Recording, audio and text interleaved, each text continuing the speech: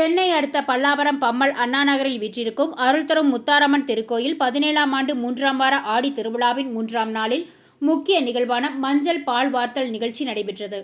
முன்னதாக முத்தாரம்மனுக்கு சிறப்பு அபிஷேகம், அலங்காரம், தீபாராதனை காட்டப்பட்டு துர்க்கையம்மன் ஆலயத்தில் இருந்து கும்பகுடம் புறப்பாடு நடைபெற்றது. பின்னர் பக்தி பரவசத்துடன் கொதிக்கும் மஞ்சள் பால் நீராடுதல் நிகழ்ச்சியில் திரளான பக்தர்கள் கலந்து கொண்டு ஆசீர்வாதம் பெற்று சென்றனர்.